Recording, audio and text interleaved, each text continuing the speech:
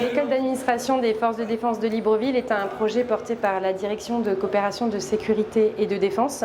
C'est une école nationale à vocation régionale. Les formations dispensées au sein de l'école sont au nombre de 3. Une formation donc pour les officiers du corps technique et administratif et 2 formations sous-officiers pour le certificat technique de 1er degré et le certificat technique de 2e degré.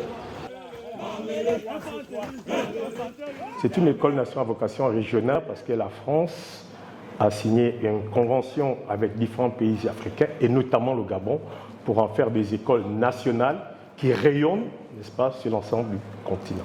Elle avait pour objectif la formation qui bien sûr bénéficie du budget français, en même temps du budget du pays hôte. Elle est unique parce que c'est la seule école qui a pour thématique l'administration.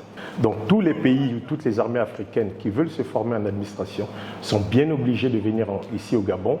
Et lorsqu'on voit toutes les demandes en ce moment, parce que les pays africains sont vraiment demandeurs, et on se retrouve tous ici au Gabon.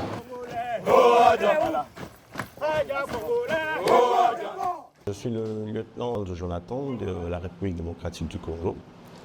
Et je suis venu poursuivre un stage en administration militaire.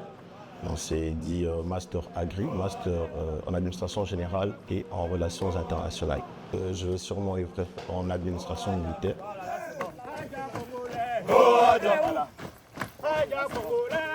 C'est à l'issue d'un concours.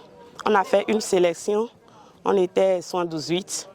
Ils ont retenu les 3 premiers et les 3 premiers ont compétit pour l'admission à l'école de l'administration des forces de défense de Libreville. Je suis fière d'être ici avec la 3e promotion qui est d'ailleurs la première à vocation régionale. Et mes attentes au cours de la formation, c'est qu'une fois la formation terminée, je puisse retourner chez moi et être un modèle, un exemple parfait de sous-officier d'administration.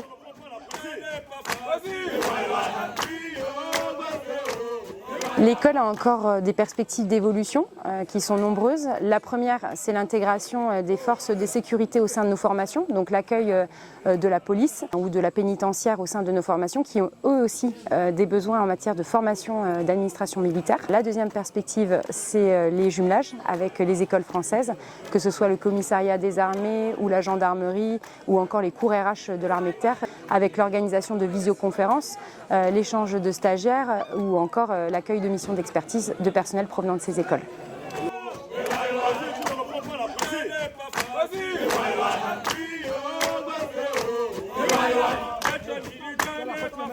Bye bye.